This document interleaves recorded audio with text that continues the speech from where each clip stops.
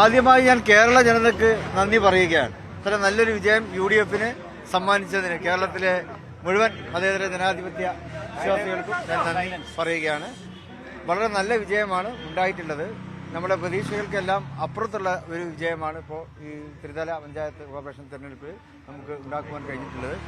ഈ ജനവിധി എന്നുള്ളത് അത് നേരിട്ട് പോകുന്നത് തിരുവനന്തപുരത്തേക്കാണ്. അതായത് തിരുവനന്തപുരം സെക്രട്ടേറിയറ്റിലേക്ക് അവിടെ ഒരു അധികാര കൈമാറ്റം അനിവാര്യമാണ് എന്നതാണ് ഈ വിധി സൂചിപ്പിക്കുന്നത്. അടുത്ത തെരഞ്ഞെടുപ്പിൽ UDF-ന്റെ ഭരണമാണ് കേരളത്തിൽ ഉണ്ടാകാൻ പോവുക. അത് ജനങ്ങൾ അംഗീകരിച്ചിരിക്കുന്നു. ജനങ്ങൾ അത് ഞങ്ങൾക്ക് ഏൽപ്പിച്ചു തന്നിരിക്കുകയാണ് UDF-ന്. ശരിക്കും ഒരു തരംഗമുണ്ട്, അത് UDF അങ്ങനെ ഫീൽ ചെയ്തിരുന്നു. തീർച്ചയായും ഈ കഴിഞ്ഞ കുറേ കാലമായി കേരള ഭരണത്തോടുള്ള ജനങ്ങളുടെ എതിർപ്പ് വളരെ പ്രകടമായിരുന്നു. ജനവിരുദ്ധ വികാരം ആഞ്ഞടിച്ചിരുന്നു എന്ന് തന്നെ പറയാം. അതാണ് പറയുന്നത്.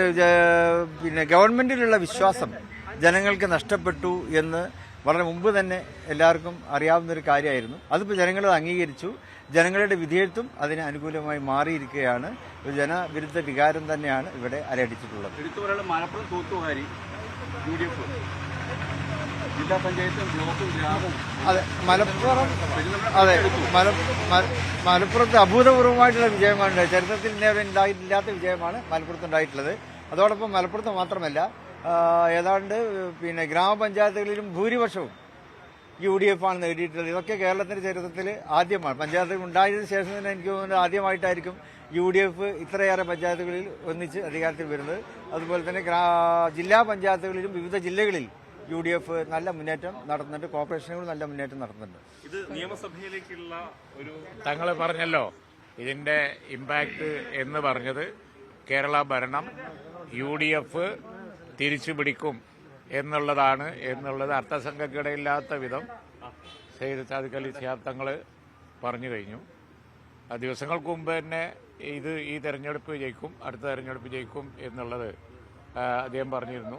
അത് അക്ഷരാർത്ഥത്തിൽ ഇവിടെ വന്നിരിക്കുകയാണ്.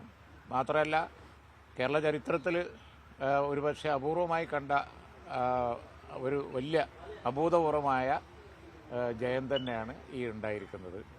നമ്മൾ ഈ നിൽക്കുന്ന വാർഡ് പാണക്കാട് വാർഡാണ്. ഇവിടെയൊക്കെ വമ്പിച്ച ഭൂരിപക്ഷമാണ്.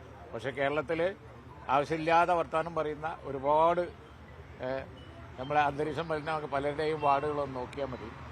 വലിയ തിരിച്ചടി അവിടെ ഒക്കെ ഉണ്ടായിരിക്കുകയാണ്.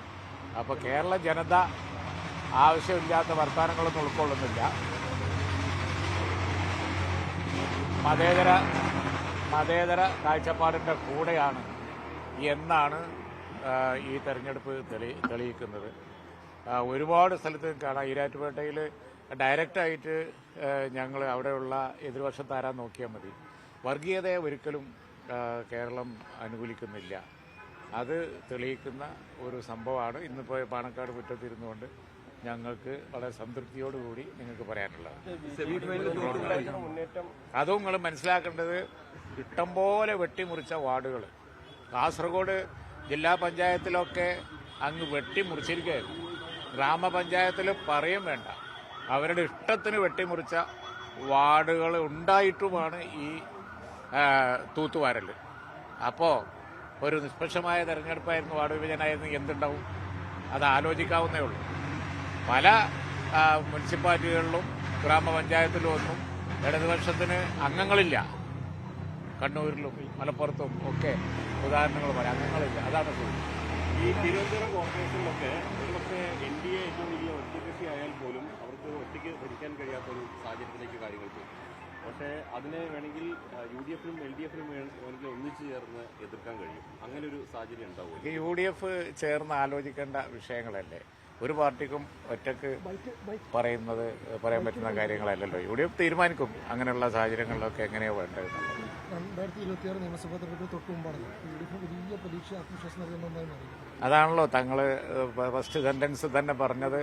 അതാണ് സെമി ഫൈനലിൽ നമ്മൾ വിജയിച്ചു. ഇനി ഫൈനലിലും നല്ല വിജയം ഉണ്ടാവും. സെമി ഫൈനലിൽ വിജയിച്ചു കഴിഞ്ഞു. ഇനി ഫൈനലിലേക്കാണ്. അവിടെയും നല്ല വിജയം ആവർത്തിക്കും. ചർച്ച ചെയ്ത് ശബരിമല ഭരണവിരുദ്ധ വികാരം തന്നെയാണ്.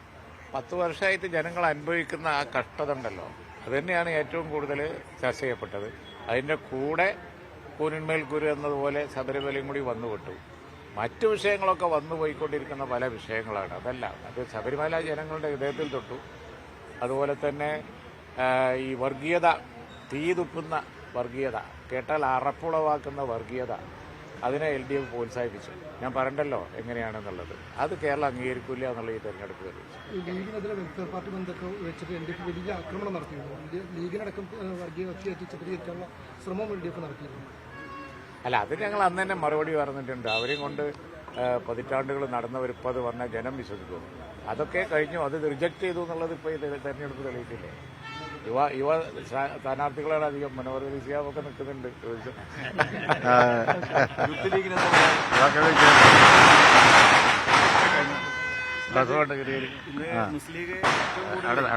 അവിടെ ഞാൻ പറഞ്ഞോളാം. ഈ തെരഞ്ഞെടുപ്പിലേക്ക് മത്സരിപ്പിച്ച ഒരു തെരഞ്ഞെടുപ്പ് കൂടിയാണ്.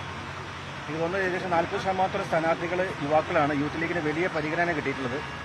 അതുകൊണ്ട് തന്നെ ആ യുവത്വം വലിയ രീതിയിലുള്ള പ്രതീക്ഷകളാണ് അർപ്പിച്ചിട്ടുള്ളത്.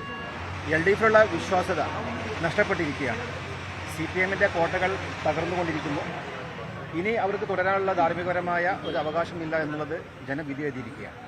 അതുകൊണ്ട് തന്നെ ഇനി വരുന്ന നിയമസഭയിൽ തീർച്ചയായും ഇവിടെ നേതാക്കൾ പറഞ്ഞതുപോലെ UDF ഭരണത്തിൽ വരും. അതൊരു വലിയ മാറ്റം ജനങ്ങൾ പ്രതീക്ഷിക്കുന്നു. ആ ഒരു വിങ്ങിപ്പൊട്ടിൽ നിന്നുള്ള ഒരു വലിയ ഒരു മോചനം ഇപ്പോൾ താൽക്കാലികമായി ലഭിച്ചിരിക്കുകയാണ്. ഇനി പൂർണ്ണമായ മോചനം ഞങ്ങൾ പ്രതീക്ഷിക്കുകയാണ്.